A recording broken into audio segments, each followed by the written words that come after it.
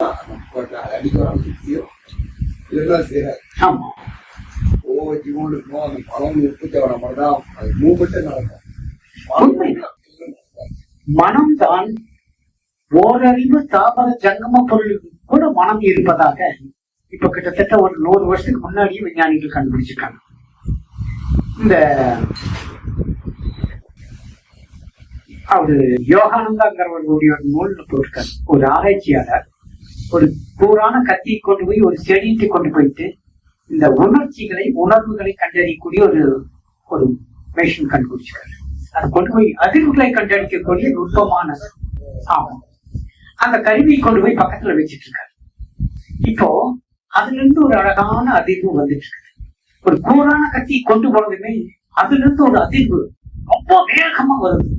பதற்றம் நிறைந்த அறிவாக வரத கண்டுபிடிச்சாரு. இந்த கத்தி தோல் எடுத்து வீசிட்டு அதுக்கு அப்படியே தொட்டு தடவி கொடுக்கும் போது மென்மையான அதிர்வுகளை உண்டு பண்ணுது. அப்படின்னா என்ன அர்த்தம்? ஓரறிவு தாவர சங்கம பொருளும் மனம் இருக்கிறது. ஆமா, குணங்களும் இருக்கிறது. நல்லா பாருங்க, ஆதியில் தோன்றியது மனம், பிரம்மம். அது பேரொளி பேரானந்த நிறைவில் இருந்தது. அவனிடம் இருந்து சிற்சாய பிரதிபம் அதே போன்ற ஒரு சாயலில் வெளிப்பட்டதுதான் பரபிரம்மம். இந்த பரபிரம்மம் நினைக்கிறது நான் பலவாக ஆகியனாக. அப்படின்னு என்ன அர்த்தம்? அப்போ மனம், புத்தி, சித்தம், அகங்காரம் உண்டாகிறது. முக்குண மாயையில், அந்த மாயை என்பது என்ன? தன்னை மறந்த பேதவியல், தான் யார் என்பதை விட்டுருச்சு. இப்ப அந்த நிலையிலிருந்து தோன்றியது. இந்த பிரதிபிம்பம் என்பதுக்கு கூட ஒரு விளக்கம் என்னன்னா, இப்ப இந்த போட்டோல நான் இருக்கேன், அது என்னுடைய பிரதிபிம்பம். ஒரு கண்ணாடியில் தோன்றுகிறது, அது என்னுடைய பிரதிபிம்பம். அதைத்தான் இப்ப நான் சொல்லிட்டு வரேன். என்னன்னா, இந்த பஞ்சபூதங்களில் இந்த ரூபம் இருக்கிறது. இது அழிந்து போவதில்லை. முடிச்சு வச்சுடா, ஆழியா இருந்துட்டா இவ்வளவுதான், நீ ஒண்ணு இல்லைன்றும். அப்படி இல்லை, அவன் பஞ்சபூத அணுக்களாக பிரித்திருக்கிறான். அதில் அந்த ரூபம் இருக்கிறது. அதில் அந்த உருவத்தில் மனம், புத்தி, சித்தம், அகங்காரமும் இருக்கிறது. அடுத்த பிறவிக்கு நம்ம போனதுதான் இந்த உடம்பு போயிடுச்சு. இந்த உயிர் மறுபடி தேடுது. பிதிர்லோகத்திலிருந்து பிரம்மலோகம் வரை சென்று இருந்து புண்ணிய உலகங்களில் வாழ்ந்து மீண்டும் இந்த பூலோகத்துக்கு வந்து பிறகு எடுக்கும் போது உருவத்தை தேடுகிறது. உருவத்தை தேடும் பொழுது எதை கொண்டு உருவத்தை படைக்கிறது என்றால் பஞ்சபூதங்களை கொண்டு இந்த உடல் உண்டானதுன்ற மாதிரி அந்த கான்செப்ட் முடிஞ்சது. பஞ்சபூதங்களை கொண்டு எப்படி இந்த உயிர் அல்லது ஜீவன் உடலை உருவாக்குது? இதெல்லாம் சொன்ன புரியாதுதான் பிரம்மதேவன் பின்ன பிடிச்சு போடுறான், ஈஸ்வரன் காக்குறான் அப்படின்னு சொல்லிட்டாங்க. அதோட போதுன்ட்டு.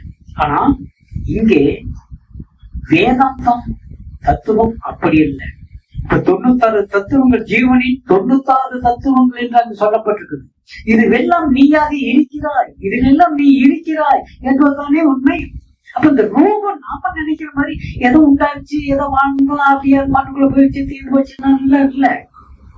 இந்த ரூபங்களில் அரூபமாக நீங்க இருக்கிறீங்க. நீங்கள் சுவாசித்த காற்றில் நீங்க இருக்கீங்க, நீங்க அருந்திய நீரில் இருக்கிறீர்கள், நீங்கள் உண்ட உணவில் இருக்கிறீர்கள், நீங்கள் அனுபவித்த வெப்பத்தில் இருக்கிறீர்கள், ஆகாயத்தில் நீங்கள் இருக்கிறீர்கள், அணுக்களாக பரமாணுக்களாக. நாளை உங்களுக்கு அணுக்கள் முதல் பரமாணுக்கள் வரை பார்க்கக்கூடிய அந்த பயிற்சி கொடுக்கிறார். அப்போ இதில் எல்லாம் நீங்கள் இருக்கிறீர்கள் என்றால் இந்த ரூபத்துக்கு அதிர்ஷ்டான பிரம்மமாகிய ஆன்மா. அப்ப நீங்க இந்த அணுக்கள் முதல் பரமாணுக்கள் வரை நிறைந்ததும் தானே அண்டவெளி.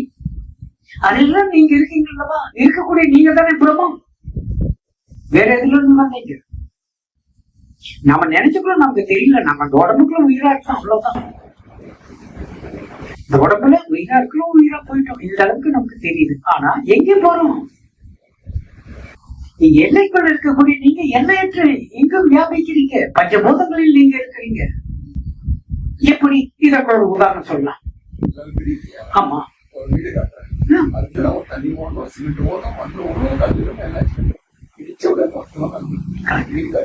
முதல்ல அது உண்டானது எதுல இருக்கு? ஆமா, வீட்டு மண்ணா தானே. ஆனா மண்ணானாலும் அதுல உருவாக்கிய காரணகர்த்தா நீங்க இருக்கீங்கன்றமா இல்லாம எப்படி போயிடக்கூடும். நீங்க வாழ்ந்தது இங்க ஒரு அலையை விட்டுட்டு போறீங்க. இந்த வாழ்க்கையில் நான் ஒவ்வொரு இடங்களுக்கும் நான் நீலகிரி பகுதியில் இருந்தபோது ஒரு குறிப்பிட்ட பகுதிகளுக்கெல்லாம் கால் வைக்கும் போது அந்த இடத்திற்கு உண்டான ஒரு காலகட்டம் எனக்குள் தோன்றி நிற்கும். பயந்துங்க ஒரு காலம் அங்கே தோன்றும். அதை பார்ப்பேன். அங்கேயும் சில மனமலை சுற்றுகள் இருக்கும் பாக்குறேன். அதான் நம்ம அன்பு தாமஸ்வரி இந்த காயத்ரி அம்மா கொச்சியில அவங்க ஒரு பிரதான கலை சிற்பங்கள் இருக்கக்கூடிய ஒரு இடத்துக்கு போறாங்க. ஒரு ஒரு தோழியோடு போய் பாக்குறாங்க. பார்க்கும்போது ஒரு சிலை பாக்குறோம். பார்த்ததுமே அவங்களுக்கு அப்படியே எனர்ஜி எல்லாம் போயிட்டு இருக்குது. அப்படியே மயக்க போற நிலைமை பாக்குறாங்க. அந்த சிலைக்குள்ள இருந்து சப்தங்கள் வருகிறது. யாரோ பேசிட்டு இருக்காங்க. நூற்றுக்கணக்கான பேர் பேசுறாங்க ஒரு சின்ன சிலையில.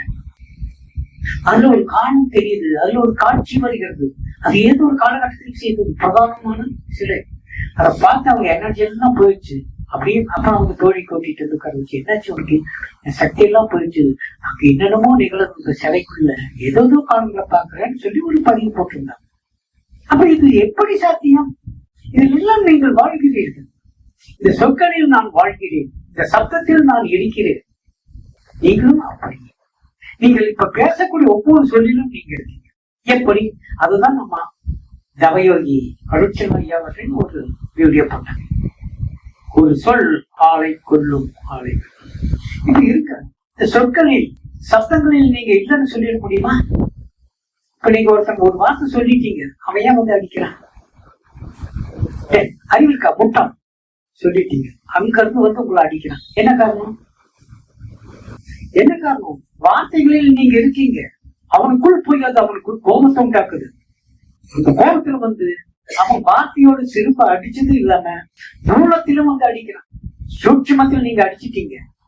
சூட்சுமம் தான் வார்த்தை. வார்த்தையில நீங்க அடிச்சிட்டீங்க. அவனும் வார்த்தையால் அடிச்சது பார்த்தாங்க. மூலத்திலும் வந்து அடிக்கிறானா? என்ன காரணம்? அந்த சத்தத்தில், அந்த வார்த்தைகளில், அந்த ஒளியில் நீங்க இருக்கீங்க. அதில் பிராணம் கலந்து இருக்கிறது, இந்த ரூபம் கலந்து இருக்கிறது. அதான் அவனை போய் துன்பப்படுத்துறது. இதுல எல்லாம் இல்லைன்னு எப்படி சொல்லலாம்? எல்லாவற்றிலும் நீங்கள் இருக்கிறீர்கள் சாசுவதமாக. நீங்கள் அழிவதே இல்லை என்பதற்காகத்தான் இந்த சத்சங்கம். நீங்கள் எல்லா காலங்களிலும் இருந்திருக்கிறீர்கள், இருக்கிறீர்கள், இருக்க போகிறீர்கள். நீங்கள் இல்லாமல் காலங்கள் இல்லை. நீங்கள் இல்லாமல் பஞ்சபூதங்கள் இல்லை. நீங்கள் இல்லாமல் உலகம் இல்லை. நீங்கள் இருப்பதால் தான் இதெல்லாம் இருக்கிறது என்றால் மண் அணுவில் நீங்கள் இருக்கிறீர்கள். இப்ப இந்த உடல் பிணமாகி விழுந்தது அப்படின்னா அதிலிருந்து நீர் கசிகிறது. நீரணுக்கள் வெளியே போயிடும். வெப்பம் நெருப்பணுக்கள் போயிடுச்சு, வாயு அணுக்கள் போயிடுச்சு, ஆகாய அணுக்கள் பிரியுது. இது உடனே உப்பு ஊதி உடனே அப்படியே பிச்சு போகுது. ஏன்னா அந்த ஆகாயம் உள்ள இருக்க வரைக்கும் தான் இது சிரமமாக உடலாக இருக்கிறது. கம்பீரமாக முதுமை வரும் பொழுது ஆகாயம் மெல்ல மெல்ல விலகிறதுனால முதுமை வருது. நடக்க முடியல. ஒரு சிலருக்கு கண்ணு மூடிடுச்சு அப்படின்னா அந்த கூர்மன் கண் இமைகளே இருக்கிறான். அந்த இடத்துல அந்த கூர்மன்கிற அந்த வாய்ப்பு செயல்படல. கண்ணு மூடிடும். மூடிடுச்சுன்னா திறக்கவே முடியாது. என்ன விஞ்ஞான ரீதியா? அப்போ அதுக்காக தான் உங்களுக்கு பிராணாயாமம் கொடுக்குறேன். பிராணாயாமம் செய்யுங்க. இந்த பஞ்ச வாயுக்கள், தச வாயுக்கள் சரியாக இயங்கிக் கொண்டிருக்கும். ஆரோக்கியமாக இருக்கலாம். இன்னைக்கு ஒண்ணு இல்லை, நான் திருப்பூர் வர்றேன். அங்கே ஜிஹெச் மெடிக்கல் காலேஜ், பெரிய ஹாஸ்பிட்டல், மெடிக்கல் காலேஜ். அப்படியே பசங்க வரும்போது பாக்குறீங்க எத்தனாயிரம் பேர் நோய் நொடியோட தத்தளிச்சிட்டு இருக்காங்க. பார்க்கும்போது வந்து நம்ம இந்த உடம்பு ஆரோக்கியமா நோய் இல்லாமல் வச்சு வரணுமல்லதான் நினைப்பு. ஏன் உங்களுக்கு அந்த நினைப்பு முடியல? காலையில 1/2 மணி நேரம், சாயந்தரம் 1/2 மணி நேரம் இந்த பயிற்சிகளை செய்து நல்லா ஆரோக்கியமாக இருக்கலாம் பண்ணவா? நமக்கு கிடைத்திருக்கு அரிதானது இந்த யோகமும் ஞானம். இப்ப மீண்டும் இதே விஷயத்துக்கு இப்போ நீங்க மண் அணுக்களில் உடம்பு பிரிச்சு மண்ணாகி போனாலும் அந்த மண் அணுக்களில் நீங்க இருக்கீங்க. நீங்க குடித்த நீர் அணுக்களில் நீங்க நீராக மறுபடியும் அணுக்களாக மாறி மறுபடியும் நீர் அணுக்கள் ஒன்று சேர்ந்து மேகமாக மழையாக மீண்டும் ஆதாய வெளியிலிருந்து வந்து நீராக கொட்டுகிறது. அதில் நீங்க இருக்கிறீங்க. எப்ப வேணும் இந்த நீங்க உண்ட உணவு அன்ன கொண்டாதீர்கள் என்னவாகிறது? கொஞ்ச நாளில் 24 மணி நேரத்தில் ரத்தமாகிறது. ரத்தம் சதையாகிறது. அதனுடைய ஒரு பகுதி மனமாக வெளியே வருகிறது. ரத்தத்தின் ஒரு பகுதி திப்பியாக சிறுநீராக, வியர்வையாக, கண்ணீராக வெளியே வருகிறது. அடுத்தது அது இன்னும் நுட்பமடைந்து எலும்பாக, எலும்புக்குள் மச்சையாக, மச்சையில் கொழுப்பாக, கொழுப்பு மொத்த ஆதாரம் சுக்கிலமாக, சுக்கில சுரோனிடமாக, வித்துவாக மாறி என்று ரூபத்தை கொடுக்கிறது.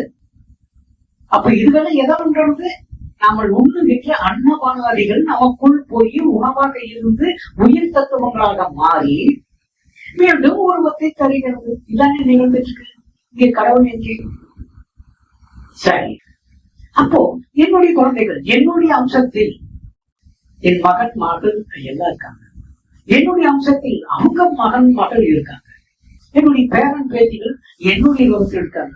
சமீபத்தில் என்னுடைய பேரனுடைய போட்டோ பார்த்து நம்ம அன்பர்கள் சிலர் கேட்டாங்க, ஐயா நீங்க சின்ன வயசுல மேரேஜ் பண்ற மாதிரி இருக்குது, நீங்களா அப்படின்னு. நான் இல்லைங்க, அது என் பேரன் குழந்தை மாதிரியே இருக்கான், அச்சு அசல். அப்போ நீங்க எங்கே போறீங்க? எங்கேயாவது போறீங்களா? நீங்க தான் உங்க குழந்தைங்க. யாரு மேலேயும் உங்களுக்கு அவ்வளவு பிரியம் வராது. நீங்க பெற்ற குழந்தைங்க மேல ஏன் இவ்வளவு பிரியம்? ஏன்னா நீங்க மறு அவதாரம் எடுத்திருக்கீங்க உங்க குழந்தையாக. அதனாலதான் அந்த பையன் என்ன குடும்பம் பண்ணாலும் அவன் மேல கோபம் போடுறீங்க, இவ்வளவு பாசம் காட்டுறீங்க. எவ்வளவு பிரியம் உங்க பையன் மேல, அவ்வளவு புரியுதான பிரியம் அல்லவா?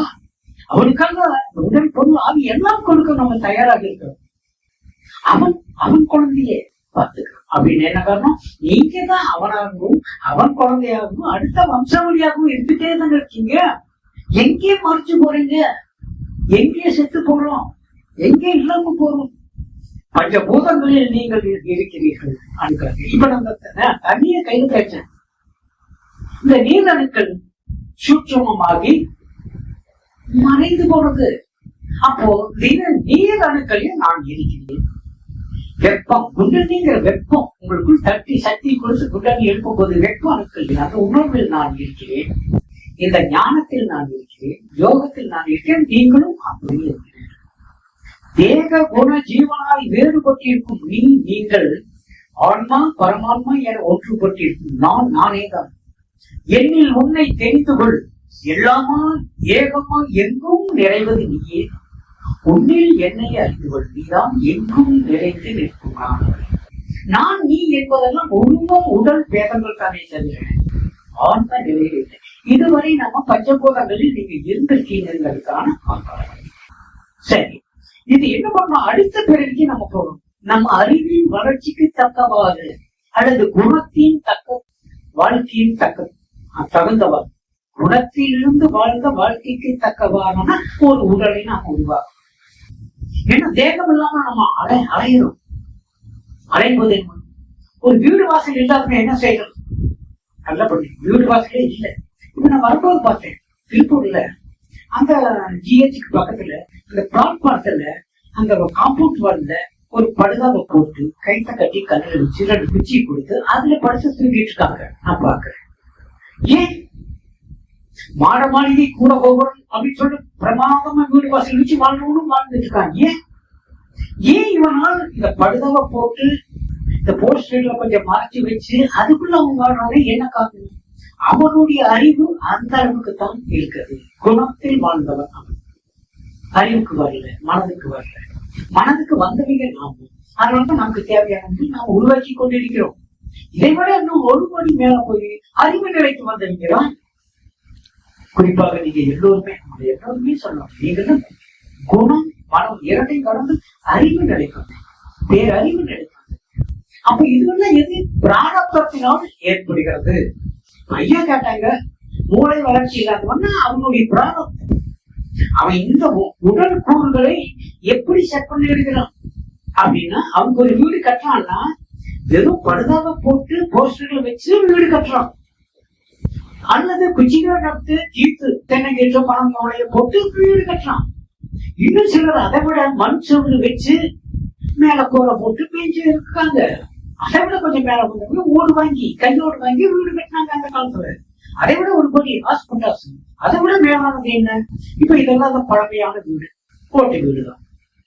அவர்களுடைய அறிவு நிலைக்கு தக்கவாறு இது அமைப்பு. இன்னைக்கு எப்படி கான்கிரீட் வீடுகள், நீங்க எத்தனை மாடிகள் இல்ல பிரமாண்டமான வீட்டு அமைச்சிருக்காங்க. இதெல்லாம் எதனால்? அறிவாள். எங்கே இறைவன் வந்தார்?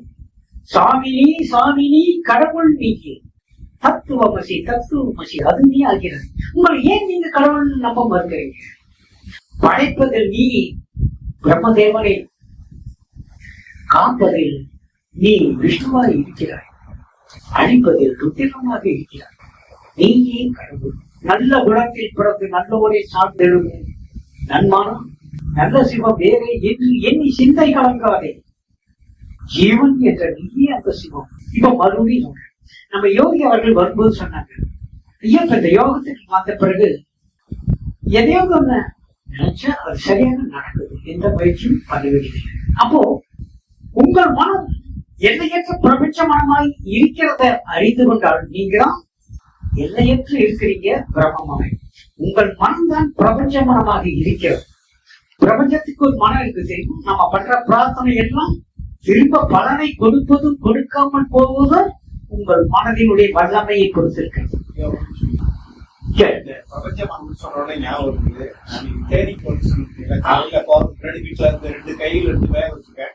பஸ் ஸ்டாண்ட் கிட்ட 4-5 கிலோமீட்டர் போகணும். ஆட்டோ பிள்ளை பிறகு கையில தூக்கி போகணும். போகும்போது நினைக்கிறேன் சரி நான் யாரையும் எந்த இது லிப்டும் கேட்க மாட்டேன், என்னை யாராவது கூட்டிட்டு போற மாதிரி தான் நான் அந்த இதுலதான் போவேன் அப்படின்னு நான் மனசுக்கு நினைக்கும் போது கார் கதை தெரிஞ்சு ஏறி உட்கார மாதிரி எனக்கு ஒரு தோற்றம் தோணுச்சு. ஆமா தோணுச்சு. அப்ப நான் வீட்டுல இறங்கி பழைய பஸ் ஸ்டாண்ட் புது பஸ் ஸ்டாண்ட் போற ரோடு தனியா பிரியுது. அந்த புது பஸ் ஸ்டாண்ட் ரோடு என்ட்ரான உடனே பக்கத்துலயே இந்த இன்னோவா கார் புது கார் அந்த பக்கத்துல ஐயா புது பஸ் ஸ்டாண்ட் தான் போறீங்க வாங்க ஏறி உட்காருங்க அப்படின்னு சொல்றாங்க. ஏன்னா இந்த பிரபஞ்சம் நம்புறது நான் மனசுல நினைக்கிறது அப்ப அந்த டிரைவரோட கனெக்ட் ஆகுது அப்படிங்கறது தானே அர்த்தம். கண்டிப்பாங்க. அது மட்டும் இல்ல, நீங்க இங்க எதை வேண்டுமானாலும் நினைத்துக் கொள்ளலாம். நான் அடிக்கடி ஏதோ சொல்றேன், அறிவு நிலையில் இருந்தவாறு வந்தால் தேவையானவற்றை எடுத்துக்கொள்ளலாம். ஆன்ம நிலையில் இருந்தவாறு வந்தால் தேவையானவை எல்லாம் உங்களுக்கு அது மாதிரி வந்தவங்களே குழந்தைய அதுதான் உண்மை. ஆன்ம நிலை தேவையான. இப்ப நம்ம பேசுறது மனதை பற்றி. இதுவரை பஞ்சபோகங்கள் பற்றி பேசணும், உடலை பற்றி சொன்னோம், இயக்கத்தை பற்றி சொன்னோம். அதிலிருந்து நீங்க இருக்கீங்க. இப்ப மனம் சூட்சுமம். மனம் நீங்க இந்த உடலோடு கூடிய மனம் மட்டுமல்ல, இந்த மனம் எல்லையற்றதா இருக்கிறது. இப்ப ஐயா சொன்னாங்க தேனிக்கு நான் போறது பஸ் போறேன். நான் மனசு நினைச்ச மாதிரியே காலையில மாதிரி ஒரு தோட்டம் வேற எனக்கு தோணுச்சு.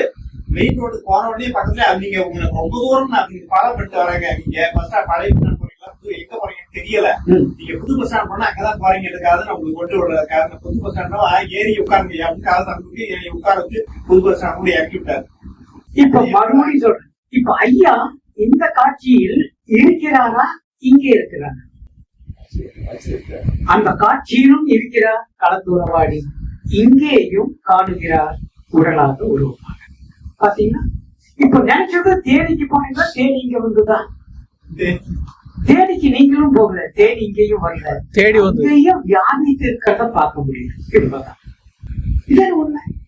அப்ப நல்லா பாருங்க, இந்த மனமாகிய இந்த மனம் ஒரு நொடியில தேடி போய் அந்த இன்னோவாக்காது அதுல ஏறுறது, அந்த காட்சியை கண்டு மீண்டும் அந்த ஒரு செகண்ட்ல 101 மணி நேரத்தில் மனம் வியாபிக்குதுன்னா, இந்த வியாபிக்கும் தன்மை கொண்டதானே பிரபஞ்ச மனமாக இருக்குது.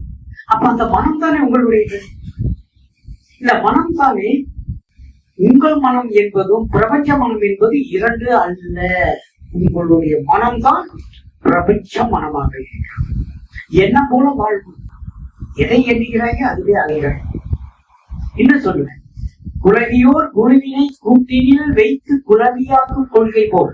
அது எப்படின்னா, ஒரு செங்குலவி, அது அப்படியே இந்த மழைக்காலங்கள்ல பாருங்க, கொளிச்சி செடி நிறைய வளர்ந்து நிற்கும் கிராமங்கள்ல. இந்த குலவி என்ன பண்ணணும்னா அப்படியே பறந்துட்டு போகும். அதுல பச்சை புழு உண்டாயிருக்கும் மழை காலத்துல. அந்த புழு அந்த கொளிச்சி செடியை ரொம்ப சுவாரஸ்யமா சாப்பிட்டு அந்த தலையில. இந்த குழந்தை அங்க சுத்தி இங்க சுத்தி வந்து அந்த புழுக்கு வந்து அப்படியே அப்படி அடிக்கும். இந்த புழு அப்படியே சுருளும், இந்த சத்தம் கேட்டு டப்புன்னு காலில் பிடிக்கும். பிடிச்சு கொண்டு வந்து இந்த செவ்வறு மூளைகள்ல ஓலைகள்ல கொஞ்சம் களிமண்ணை கொண்டு வந்து வச்சிருக்கும், புளி பண்ணி அதுக்குள்ள கொண்டு போய் நிற்கும். இந்த புழு சுருண்டுக்கும், போய் மண்ணை கொண்டு வந்து மூடிடும். அதே மாதிரி மண்ணை கொண்டு வந்து மறுபடியும் குழி பண்ணும், மறுபடியும் போய் ஒரு புழுவை கொண்டு. நான் இதை சின்ன வயசுலயே பார்த்துட்டேன். இப்படி ஒரு 5-6 புழுக்களை கொண்டு வந்து கூட்டுல வச்சுட்டு போயிடும். ஆனா இந்த புழு இந்த குழந்தையே நினைச்சு உள்ள படுத்துட்டு இருக்கும். திடீர்னு பார்த்தா ஒரு 14 நாள் 20 நாள்ல புண்ணு சத்தம் கேட்கும். அந்த கூட்டை உடைக்கும். உள்ள பார்த்தா புழு இல்லை. நான் பார்த்தேன். அப்ப அந்த குழந்தை சுருண்டு படுத்துடும். எல்லாம் உடம்பு நிமிர்த்தி வெளியே வந்து அந்த கூட்டு மேல இருந்து அப்படியே இறக்கை விரிச்சு புறன்னு பறக்கும். பறந்து அதை சுற்றி முடிச்சுட்டு வெளியே போயிடும். பச்சை மண் பதிப்பிலே பருப்பதிந்த வேண்டுவார் நிச்சலும் நினைந்திட நினைந்த வண்ணம் ஆயும். பச்சை மண் இடிது போய் பறந்து தும்பி ஆயுடும் பிச்சகால் அருகிலே பிரான இயற்றும் கோலமே. பச்சை மண் பதிப்பிலே பகுப்பதிந்த வேண்டுவார் நிச்சலும் நினைந்திட நினைந்த வண்ணம் ஆயுடும். பச்சை மண் இடிந்து போய் பறந்து தும்பி ஆயுடும் பிச்சகால் அருகிலே பிரான இயற்றும் கோலமே. இதுதான். அப்போ எதை எண்ணுகிறோமோ அதுவே அதுதான். நீங்க ஏன் தாழ்ந்த விஷயத்த நம்புறீங்க? இப்ப நான் சொல்றேன், நீ பிரம்மம் அதை மட்டும் நினைக்க, அதுக்கு ரொம்ப கஷ்டம் அப்படின்னா நான் ஆத்மா அதையாவது நினைக்கலாம்ல. ஆத்மாவாகி உங்களுக்கு எதுக்கு நீர் போட்டு ஏன் இந்த கடவுளை இன்னும் வணங்கிட்டு இருக்கீங்க? ஏதோ ஒரு பிரார்த்தனை உள்ளுக்குள்ள இருக்கிறதா மாயை. மாயத்தை நீக்கி வறுவினையை பாடாக்கி காயத்தை வேறாக்கி காண்பதோடைய காணும். உங்களை பார்க்க முடியலன்னா உங்களுக்கு நீங்களே ஒரு சேலை போட்டு வச்சிட்டு இருக்கீங்க. எல்லா செடிகளும் அடித்து பேச வேண்டியது. வல்லபணம் சிவன் நாளைக்கு காலையில பார்க்க சும்மா சும்மா பார்த்து எதுக்கு? அது ஒரு திருப்தியம். அப்ப மனதோடு திருப்தி பண்ணிட்டு இருக்க வேண்டிய அவசியமே இல்லை. ஒரு சின்ன பொட்டு வைங்க. நான் ஏன் பொட்டு வச்சிருக்கேன்னா இந்த இடத்த அடிக்கடி தொட்டு பார்க்கணும், அவ்வளவுதான். ஏன்னா இங்கதான் ஆன்மாவாக்கி நீங்க இருக்கீங்க. உங்களை பார்க்கணும்னா இந்த இடத்துல பார்க்கலாம். ஆனா இதுலயும் பூஜை வந்து சேர்ந்து பூஜை பாஸ்கரம் வழிபாடு வந்தா நம்ம மறுபடி கீழே இறங்கிடுறோம். உயர்நிலை பெறணும் அல்லவா? நான் எத்தனை புத்தி சொன்னாலும் கேட்கிலை நன்னெஞ்சே, ஏன் இப்படி புத்தி கெட்டு அலைகின்றாய்? வானத்து மீனுக்கு வந்தூட்டில் இட்ட வகைது போல் வீணுக்கு அலைந்தாயே அந்தோ என் விதிவசமே. அப்படி அழுகிற அந்த ஞானி, நான் எத்தனை புத்தி சொன்னாலும் கேட்க மாட்டேங்கிறியே. அந்த மனமே ஏன் இப்படி புத்தி கட்டு அலையிற? வானத்து நீருக்கு இங்கிருந்து தூண்டில் போட்டு குடிக்கிற மாதிரி இல்லாத ஈசனுக்காக ஏன் இந்த பக்தி வேஷம்? அப்ப இதுவெல்லாம் என்ன பண்ணும்? பிறவியை கொடுக்கும். மறுபடி சொல்றேன். அப்போ இப்போ நீங்க சொல்ல வந்த விஷயத்தை விட்டாச்சல்லவா? அவரவர் அறிவுக்கு பக்குவத்துக்கு தகுந்த மாதிரி தான் ஒரு வீடு அமைச்சுக்கிறாங்க. இந்த வீடு, இந்த ஆத்மன் உள்ளிருக்கும் வீடும் அப்படித்தான். ஏன் ஒருத்தர் கருப்பா கட்டையா குட்டையா விகாரமா பிறக்கிறான்? ஏன் ஒருத்தர் அழகா அனுத்தமா நல்லா தேஜஸா பிறக்கிறான்? ஏன்னா அவங்களுடைய ஆன்ம பிரகாசம் தான். ரொம்ப அழகா இருக்கிறாங்கன்னா அந்த ஆன்ம பிரகாசம் வெளிப்படுது. ஆனா இதுல ஒரு சந்தேகம், சிறந்து இருக்கு. அழகா இருக்கிறவங்க எல்லாம் ஆன்ம பிரகாசம் இல்லைங்களா? ஆமா ஆமா, நன்றாக பார்க்க. ஆனா அவங்கதான் ரொம்ப மோசமான நடவடிக்கை இருக்குது. இந்த பிறகு குணத்தை கேள்வி வச்சுட்டு இருக்காங்க. இல்ல அழகா இருக்கிறாங்க, ஆனா அவங்களோட நடவடிக்கை சரியில்லையே. நடவடிக்கை சரியில்லைன்னா இப்ப அவங்களுக்கு ஒரு அகங்காரம் கலந்துருது இல்லையா? கருப்பா இருக்கிறவங்க அசிங்கமா இருந்தாலும் ஆன்மா நல்லா இருக்கு அவங்களுக்கு. இப்போ ஏன்னா நான் கருப்பா இருக்கேன். பிரகாசத்தை பத்தி, ஆமா ஐயா, பிரகாசத்தை பத்தி தான் நம்ம சொல்லிட்டு இருக்கோம். இந்த அழகத்திலிருந்து நல்லவியல் சொல்ல, கருப்பாட்டிலிருந்து கெட்டவியல் சொல்ல. ஆனால் ஆன்ம பிரகாசம் வெளிப்படுவதால் அவர்களுடைய வாழ்க்கை தரமும் சிறப்பாக இருக்குது. அத இந்த பிரிவுல கெடுத்துக்கிறாங்க. குணத்தை கையில எடுத்துக்கிட்டு மனதை கையில வச்சுக்கிட்டு எல்லா ஆட்டமும் ஆடி கடைசியில் இதுக்காக மறைஞ்சாங்க. சிலர்பான் வயதானவங்க ரொம்ப அழகா இருப்பாங்க. கருப்பான்கள் ரொம்ப அழகா அம்சமா இருப்பாங்க, கையெழுத்து கொண்ட மாதிரி. சிலர் நல்ல நிறமா இருப்பாங்க, வாட்ட சட்டமா இருப்பாங்க, அந்தஸ்தா இருப்பாங்க. பார்த்தா அவங்க ஒரு குருவரம் வெளிப்படும். இந்த மனம், இந்த குணம் இரண்டுமே மாற்றுது இவங்கள. அப்ப என்ன காரணம்? அதுக்குள்ளதான் சிக்கிட்டு இருக்காங்க. இவ்வளவு பெரிய ஞானியே சொல்றாரு, நான் எத்தனை சொன்னாலும் புத்தி சொன்னாலும் கேட்கிறேன் நன்றி. அப்ப மனம் என்ன பண்ணது? அது வேலை செய்யுது. அதான் குழவி புழுவை கொண்டு வந்து கூட்டில் அடைச்ச பிறகு அந்த புழு குழவியை குழவியாகவே மாறி இருக்கிறது. ஆக நீங்க குரு கொடுக்கிற மந்திரத்தை வச்சு எந்த தயக்கம் வேண்டாம். நான் பிரம்மம். ரொம்ப அழகாக நம்ம தவயோகி போடுறான். தினம் பாக்குறீங்களா இல்லையா? நான் பேரொளி, நானே பிரம்மரூபம், என் பேரொழியால் பிரபஞ்சம் ஒளிர்கிறது, என் பிரம்மரூப தோற்றமே இவையால் இருக்கிறது, என் பேரானந்த வடிவே. இதுதான் மெல்ல உள்ள பதிவாகி பதிவாகி பதிவாகி அது அற்புதமாக வளரும் பொழுது அவர் ஏக பரிபூர்ணமா இருக்க முடியும். ஏன் அதை செய்ய என்ன கஷ்டம்? ஆக இந்த மாதிரியான தத்துவங்களும் உபதேசங்களும் கிடைப்பது அரிது. கிடைத்த பிறகு அதை கடைபிடிக்காம போவது துர்லபம் அல்லவா? தேகமே ஆத்மா, போகமே புத்தியில தேகாத்மா புத்தியில் இருக்க வேண்டாம். அதை விட்டுட்டு ஆத்மா நான் ரொம்ப சுலபம். ஆத்மா பிரம்மம் உங்களுக்கான அந்த மந்திரங்கள் கொடுக்கிறேன். நான் ஆத்மா வகை, நான் பிரம்மம், அவ்வளவுதானே. இப்போ சாதாரண குருமார்கள்ட்ட போனா ஒரு மந்திரத்தை சொல்லுவாங்க, பஞ்சாயத்து சொல்லுவாங்க, அது சொல்லிட்டே இருப்போம். அதையுமே கட்டியா பிடிச்சவங்க நிறைய பேர் இருக்காங்க. இப்ப இவரு ஐயா எங்கெங்கே போனாரு, எதை கட்டு வெறும் வாசியாவத்தையுமே கிட்டத்தட்ட 36 வருஷங்களை செஞ்சுருக்காங்க. ஏன் செய்யறேன், எதுக்கு செய்யறேன், அதனுடைய பலன் என்னன்னு தெரியும். வாழ்க்கை போகிறேன் அப்படி இல்லை. நீங்க எல்லோருமே அந்த உயர்நிலைக்குள் வரணும்னா இப்ப எதையாவது விட்டுட்டு பண்ணுங்கன்னு சொல்லிய. நீ குடும்பம், மனைவி, மக்கள், வாழ்க்கை இதையெல்லாம் விட்டு இதுக்குள்ள வாழ சொல்லவே இல்லை. எல்லாத்தையும் செய்துட்டே இதுல முழுமையாக இருங்க. இது மாதம் ஒரு முறை வாழ்றதுனால இந்த சத்சங்கத்துல இந்த எண்ணெயோடு கூடிய திரி பிரகாசம் கொஞ்சமாக தான் தோண்டி விடப்படுது. பிரகாசிக்கும். இவ்வளவு காலையில் மணி உட்கார்ந்து செய்யுங்க.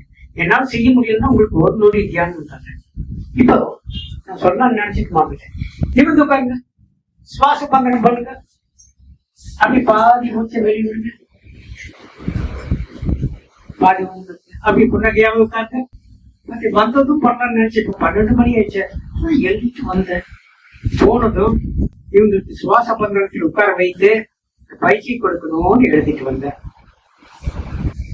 நான் மறந்துட்டேன். போன மாசத்துக்கு முதல் மாசம் ஃபுல்லா ஒரு 3-4 மணி நேரம் அடிச்சாங்க. சத்சங்கத்தின் போது சுவாச பந்தனத்தில் இருந்தவாறு அப்படியே சகசிராக நடத்தி கவனிங்க. விழிப்பு நிலையில கவனிங்க.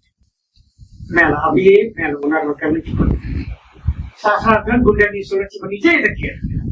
இப்ப மீண்டும் வருவோம். இந்த உடலை உருவாக்கி கொண்டது நீங்கள் தான்.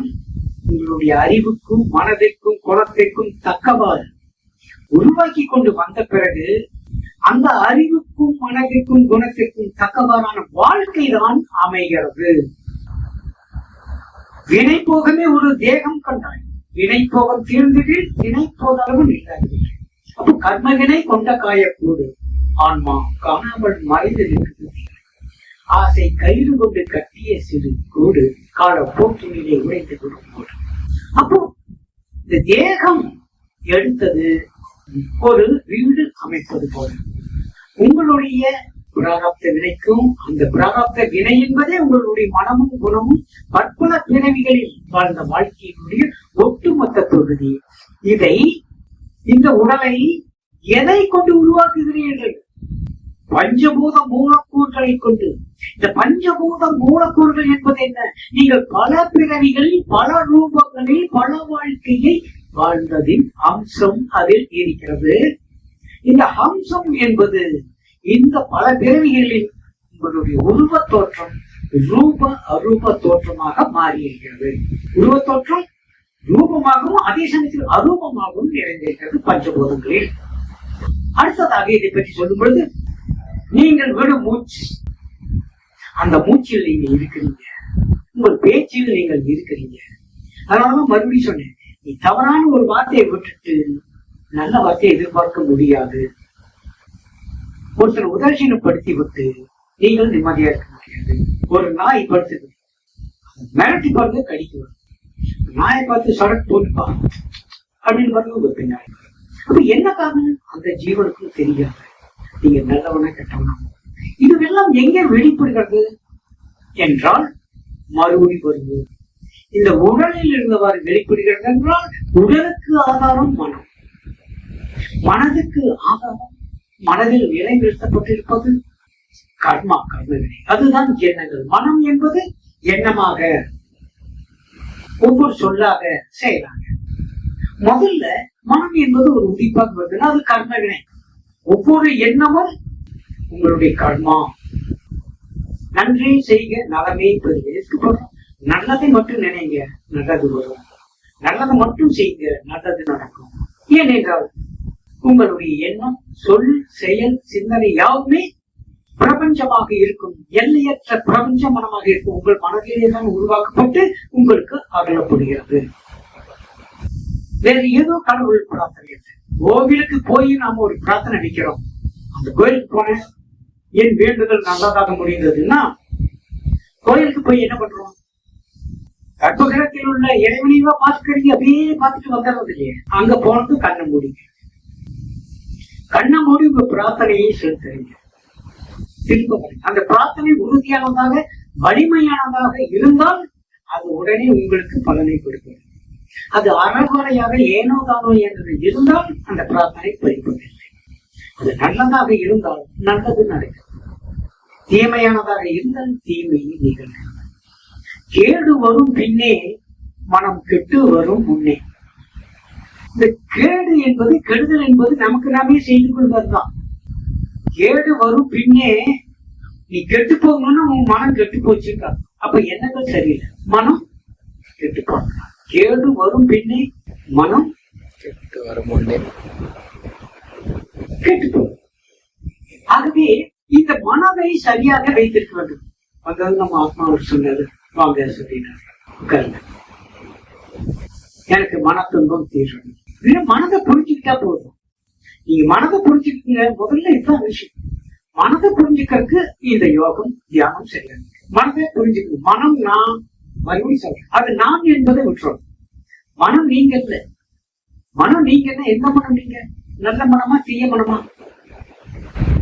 எது நீங்க? ரெண்டு நீங்களா இருக்கீங்க. ஏன்னா ஒரு தவறான அந்த தீய எண்ண அலைகள் ஒரு தீய காரியத்தை பண்ண பிறகு அந்த நல்ல எண்ண அலைகள் அல்லது நல்ல மனம் நம்மளை சுட்டி கட்டுது. ஏன் செஞ்ச செய்யாம இருந்துட்டோம்ல, ஏன் தப்பு பண்ண, ஏன் பார்த்து பண்ண, ஏன் இப்படி நடந்த அப்படின்னு வாட்டி எடுக்குது. மன உளைச்சல துன்பப்படுறோம்னா சுட்டி காட்டுறது எது? துன்பப்படுறது யாரு? இந்த மனம் இரண்டு கூறாக பிரிந்து நிற்கிறது. ஒன்று ஆழ்மனம், மற்றொன்று புறமனம். புறமனம் என்பது கர்ம வினைகளினுடைய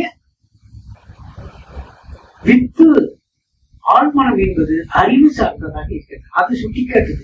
இந்த ஆழ்மனம் என்பதுதான் அறிவு நிலை. இந்த தியானத்தில் வர புறமன சலனங்கள் தான் அடங்கும். அறிவு தளர்வு. அறிவு தளர்வு போது உங்களுக்கு எல்லாமே உள்ளங்கை நெல்லிக்கனி போல் எல்லாமே தெளிவாக இருக்கும். என்ன செய்யணும், என்ன செய்யக்கூடாது, என்ன பேசணும், என்ன பேசக்கூடாது, எப்படி வாழணும், எப்படி வாழக்கூடாது, இவ்வளவுதான். இதுக்கு தியானம் அவசியம். தியானம் என்பது மனம் குறிப்பு திறன்.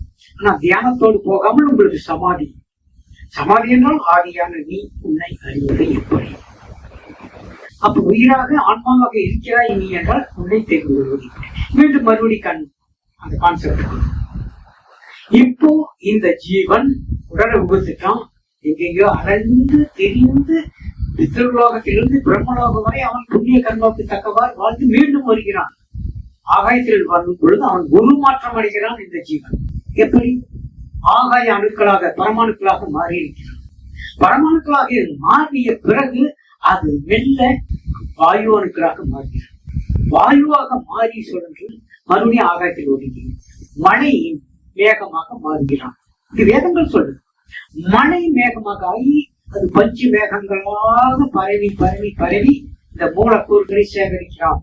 அதன் பிறகு மழை நீர் சூழ் மேகமாகி கருமேகமாகி மழை நீர் வழியாக பூமிக்கு வருகிறான். அப்ப பூமிக்கு வரும்போது இப்ப ஆகாய அணுக்களும் நீர் அணுக்களும் காற்று அணுக்களும் சேர்ந்துருச்சு. மண்ணுக்குள் இறங்குது. மண்ணுக்குள் இறங்குறது இவன் ரூபம் எடுக்கணும். அந்த மழை நீர் வழியாக வந்த இவன், மண்ணுக்குள் வந்த இவன் வேர் வழியாக போயிட்டான்னா அது ஒரு பாதை. தாவர சங்கம பொருளாக மாறி விடுவான். அதுல போகாம உள்ளேயே இருக்க பொழுது புழு பூச்சிகளாக பண்டுகளாக மழைக்காலங்கள்ல பாருங்க புது புது பூச்சிகள் உயிரினங்கள் உண்டாயிருக்கும். அது மாறிக்கிறான். ஈரறிவாக மாறுகிறான். அதை உண்ணுகின்ற உயிரணுக்கள் மூன்றாக மாறுகிறது. அந்த மூவறிவு வண்டிடங்களாக மாறி பிறகு அதிலிருந்து 4 அறிவு கொண்ட ஊர்வன நீந்துவன என 4 5 அறிவு கொண்ட பறவையாக அதனுடைய உணவாக மாறி இவன் அந்த தேகமாக மாறி விடுகிறான். நல்லா பாருங்க, ஒரு பழம் அது உண்மையில் ஒரு ஆரஞ்சு எடுத்துக்கும், ஒரு கொய்யாப்பழம் எடுத்துக்கும், ஒரு ஆப்பிள் எடுத்துக்கும். அந்த ஓரறிவு தாவர சங்கம பொருள். அது அப்படியே மரத்திலேயே இருந்து கீழே விழுந்து அழுகி போச்சுன்னு வச்சுக்கோ. அடிக்கிட்டு அதுல இருந்து புழு உண்டாயிடும். ஈரறிவு. ஒரு கத்திரிக்காய் வாங்கிட்டு வந்து 4-5 நாளா பிரிட்ஜில் சும்மா தான் வச்சுட்டோம்னா சத்தம் விழுந்துருது. கத்திரிக்காய் அரிஞ்சா உள்ள புழு போகுது. அதுக்குள்ள எப்படி புழு போச்சு? ஒரு மாம்பழம் கனிஞ்ச பழம் வச்சிருக்கோம், சட்டுன்னு பார்த்தா மாம்பழத்தை அரிஞ்சு சாப்பிடும் போது அது ஓட்ட போட்டு வண்டு பறக்குது. ஓரறிவு மூவறிவாக வண்டா மாறுது. அப்போ இந்த புழுக்கள் எப்படி உண்டாச்சு? நல்லா பாருங்க. இந்த உணவுப் பொருள்கள் என்ற தானியங்கள், பயிறு, பருப்பு வகைகள், காய்கள், கீரைகள் எல்லாமே உயிர்கள் தான். அதனாலதான் நம்ம அந்த பயிறு வகைகளை டப்பாவில் போட்டு மூடி வச்சு கொஞ்ச நாள் ஆயிடுச்சுன்னா உள்ள வண்டுகள் வந்துருக்கு, மூவறிவா மாறும்.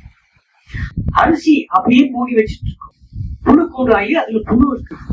நீர், இந்த நீர் இறைக்காம நம்ம பார்த்தா மாட்டு தொட்டியெல்லாம் அந்த காலத்துல வச்சிருப்பாங்க. அதுல இறைச்சோம்னா ஒரு 8 நாள் தான் அந்த தண்ணியில் புழு உண்டாயிட்டு இருக்கு. அப்போ நீர் அணுக்கள் எல்லாமே புழுக்கள் ஆகுது, பழங்களில் வண்டுகள் ஆகுது, பயிறு பருப்பு வகைகளில் வண்டுகள் பூச்சிகள் உண்டாகுது. அப்ப ஒன்று ஓரறிவு மூவறிவாக மாறுகிறது. அந்த மூவறிவு பறந்து செல்லும் பொழுது 4 அறிவு என்கின்ற ஓணம், தவளை, பாம்பு இவையெல்லாம் 4 அறிவு ஜீவன். இதுவெல்லாம் அதை சாப்பிடுது. அதனுடைய உடம்புல போய் 4 அறிவா மாறுது. 4 அறிவு ஜீவன்கள் அது மரணிக்கும் பொழுது மீண்டும் அடுத்த பிறவிக்கான அந்த மூலக்கூறுகளை சேர்த்து 5 அறிவாக, பறவையாக, மிருகமாக, இப்படி எல்லாம் பல்வேறு பிறவி எடுக்கிறது. அது 5 அறிவு. ஸ்பரிச ரூபம் ரச கந்தம் சப்தம், இந்த 5 அறிவு கொண்டு அந்த ரூபத்தில் பறவையாக, மிருகங்களாக அதிலிருந்து சேர்ந்து தெரிந்து 6 அறிவு எனும் பகுத்தறிவு கொண்டு இந்த மூலக்கூறுகளை சேர்த்து உடல் தயாரிக்கும் பொழுது அவன் எப்படி தயாரிக்கிறான்? அதான் சொன்னேன். வெளிப்படுதா போட்டு வீடு அமைக்கலாம், ஓலை கீற்றுகளை வைத்து வீடு அமைக்கலாம், மண் சுவர்களை வச்சு மேல ஏதோ ஒரு குறை போட்டு வீடு அமைக்கலாம். அதன் பிறகுதான் ஓட்டு வீடு, கையோடு ஓடு, சீமையோடு, அதன் பிறகு ஹாஸ்பிட்டல், அதுக்கு பிறகுதான் இந்த காங்கிரீட் வீடுகள் இப்படி எல்லாம் உருவாயிருக்கு. இப்ப பழமாடுகள். அப்ப இதுவெல்லாம் அறிவினுடைய பஞ்சபூதங்களாக பிரியும் முன் உள்ள அறிவு நிலைக்கு தக்கவாறு மறுபடியும் உடல் அமையுது. அதான் அப்போ அவனுக்கு தேவையான உடலை அதனால் நம்ம நினைவு இருக்கும் போதே நம்மளுடைய அறிவை மேம்படுத்திக் கொள்வது. இந்த அறிவு நிலை கடந்து ஆன்ம நிலைக்குள் வர வேண்டும். ஆன்ம நிலைக்குள் வந்த பிறகு பிறவி தீர்வு. அதற்குத்தான் சித்தர்களும் யோகிகளும் இந்த யோகம், ஞானம் போன்ற தத்துவங்களை உருவாக்கி சென்றார்கள். சரி, இதுவரை நம்ம பார்த்ததில் இந்த தேகத்தை உருவாக்கி கொண்டது நீங்கள், இந்த உடலோடு கூடிய வாழ்க்கையை உருவாக்கி கொண்டது நீங்கள். நீங்கள் இந்த உலகம் உடல் வாழ்க்கையை விட்டு பிரித்த பிறகு பஞ்சபூத அணுக்களாக மீண்டும் பிரிந்து விலகி ஏகமாய் பரவி நிற்பது நீங்கள். இதில் மனம் என்பது சூட்சும நிலை. இதுவரை உலகத்தை பற்றி பேசுவோம், உடல் உலகம் வாழ்க்கை. இனி சூட்சுமம் என்பது மனதை பற்றி சொல்லி இருக்கிறேன். மனம் என்பது உங்கள் மனம்தான் பிரபஞ்ச மனமாக இருக்கிறது. உங்கள் பிரார்த்தனைகள் தான் அது உயர்ந்ததாக இருந்தால் உயர் நன்மையை தருகிறது, தாழ்ந்ததாக இருந்தால் துன்பத்தை தருகிறது. எல்லாவற்றுக்கும் மேலாக உங்கள் மனம் குவிந்த நிலையில் இருந்தால் இங்கே என்ன தேவையோ அதை பெற்றுவிட முடிகிறது. இது பிரபஞ்ச மனமாக இருப்பது உங்கள் மனம். பஞ்ச போதங்களாக இருப்பது உங்கள் உருவ தோற்றம். அது தூலமாக்கப்பட்டு அடுத்த பிறவிக்கு உருவமாக வந்தது. இதற்கு மேல் அறிவு. இந்த அறிவு நிலை என்பது அதே நுட்பமானது. இப்ப சாதாரணமாக இந்த ஒரு செல்போன் எடுத்துக்கணும். இந்த செல்போன்ல தனி மனித அறிவு மட்டுமா இருக்கிறது? இல்லை, ஒட்டுமொத்த மனித அறிவும் சிமிழ்ந்து இருக்கிறதா என்றால் இதில் எண்ணற்ற அறிவாளிகளின் அறிவு நிறைந்துள்ளது. சாதாரணமா ஒரு நோக்கிய செல் வரும், ஒரு 15-20 வருஷத்துக்கு முன்னாடி அதுல பேசலாம். அதுல நம்ம தொலைதூரத்தில் உள்ளவர்களோடு பேச முடியும், அவ்வளவுதான். அதுல சின்ன செல் ஒண்ணு நம்ம செல்லுக்குமார் பேசிக் மாடல் பேச முடியும், அவ்வளவுதான். அந்த மாதிரி செல் இருந்தது. அதன் பிறகு அதுல ஒரு கேமரா வந்தது, சின்ன செல், அது விலை அதிகமா இருக்கு. அப்புறம் எஃப்எம் வந்து, அப்புறம் பென்ட்ரைவ் போடலாம், சிம் கார்டு, மெமரி கார்டு போட்டு பாட்டு கேட்கலாம். இப்படி எல்லாம் வந்துதான் இன்னைக்கு ஆடியோ வீடியோல இருந்து அதிநுட்பமான டெக்னாலஜி வந்திருக்குன்னா இது யாரும் ஒரு தனி மனிதனுடைய அறிவு மட்டுமா? இல்லை. அப்படியானால் இந்த அலைபேசியில் எண்ணற்ற அறிவு நிலைகள் புகுத்தப்பட்டிருக்கிறது என்றால் அந்த அறிவை உடைய மனிதர்கள் இதற்குள் வாழ்கிறார்கள். அவர்கள் எல்லோரும் யாரெல்லாம் இந்த அறிவு திறனை வெளிப்படுத்தியவர்களோ அவர்கள் எல்லாம் இதில் இருக்கிறார்கள் என்றால் இதில் காலம் இருக்கிறது, அவர்கள் புரிந்த கர்மா இருக்கிறது, அந்த கர்ம வினை செயல்பாடாக இருக்கிறது, அதில் நீங்களும் இருக்கிறீர்கள். எப்படி? உருவமாக உங்களுடைய போட்டோ செல்ஃபி அதுல நீங்க இருக்கீங்க. எப்படி அவர்கள் எல்லாம் இருக்கக்கூடிய நீங்க இருக்கீங்க? அது மட்டுமல்ல, உங்கள் சப்தமாக, உங்க ஆடியோவாக, உங்க வீடியோவாக, உங்களுடைய நடிப்பு, ஆடல் பாடல் நிகழ்ச்சியிலிருந்து, கவிதை கட்டுரையிலிருந்து, சத்சங்கத்திலிருந்து, பக்தி யோகம் ஞானத்திலிருந்து நீங்கள் நிறைந்திருக்கிறீர்கள். அப்படியானால் ஒரு சாதாரண ஒரு அலைபேசியில் நீங்க இருக்கிறீங்களா இல்லையா? எப்படி நான் அந்த போட்டோவில் இருக்கிறேன், எப்படி நான் அந்த வார்த்தைகளில் இருக்கிறேன், எப்படி இந்த ஞானத்தில் இருக்கிறீனோ அப்படியே நீங்களும் இருக்கிறீர்கள் என்றால் நீங்கள் நான் என்பது வேறல்ல, ஆன்மா பிரம்மம் எனும் ஒன்றிணைந்த ஒரே நிலைப்பாடுதான். ஏகம் அத்வைதீகம் பிரம்மம். இது எவ்வளவு புரியுது? அப்ப நீங்க பெற்ற மூச்சுல காற்றுல நீங்க இருக்கீங்க, பச்சை பூதங்களில் நீங்க அடுத்த பிறகு தேவைப்படும் பொழுது உங்களுடைய அந்த மூலக்கூறுகளை ஒன்று சேர்த்து ரூபமாக்கி வாழ்க்கையாக்கி வாழ்ந்து பார்த்து போறீங்க. ஆகவேதான் இந்த உடம்பை இழப்பதற்கு நம்ம தயாராக மரணத்தை கண்டு ஏன் அஞ்சுகிறோம்? அடுத்த கேள்விதான். ஏன் எல்லோருமே மரணம் என்றால் பயம் கொள்கிறோம்? அப்படின்னா நம்ம செத்து போயிடுவோம். செத்து போயிடுவோம்னா நம்ம அணுக்களாக பிரிந்து போய்விடுவோம். இந்த உடல் அணுக்களாகிவிடும். திரும்ப இந்த உடலை ஒன்று சேர்த்து ரூபமாக்குவது அவ்வளவு சுலபமான காரியம் அல்ல. அப்ப இந்த வாழ்க்கை இது அதி அற்புதமானதாக இருக்கு. ஆனா இந்த வாழ்க்கையை சரியாக வாழ்றோமா? உங்களுக்கு எல்லாமே இங்க கொடுக்கப்பட்டிருக்கிறது. எல்லாம் நீங்க பெறப்பட்டு இருக்கிறீர்கள், உருவாக்கப்பட்டு இருக்கிறீர்கள். உங்களுக்கு நல்ல மனைவி, மக்கள், வாழ்க்கை, வருமானம், இன்பம், துன்பம் எல்லாமே இருக்கு. ஆனா எதையும் அனுபவிக்காம இந்த பிறகு வீணாயமாக்கி வாழ்நாளெல்லாம் வீணாக்கிட்டு போறது, திருப்பி இதுல திருப்பி இல்லைன்னா மறுபடியும் பிறகு இருக்க வேண்டியதாக இருக்கு. இப்ப ஏன் அப்படின்னா நீங்க சரியாக வாழாமல் தடுப்பது எது? குணம். இந்த குணத்தை கொண்டு நீங்க மனைவி மக்களை ஆளுமை செய்ய பார்க்கறீங்க. யாருக்கு கிடைச்சிருக்கு இந்த வாழ்க்கை? உங்களுக்கு கிடைச்சிருக்கு. இந்த வாழ்க்கையை நீங்க சந்தோஷமாக வாழ்ந்திருக்கீங்களா? என்ன தவறு? ஏன் ஏதோ ஒரு எதிர்பார்ப்புலயே வாழ்றீங்க. இந்த நிமிஷம் நித்தியம். ஆமா, அதெல்லாம் விட்டுருங்க. இந்த நொடி சந்தோஷம் தானே. நம்ம பார்த்து இப்போ ஒரு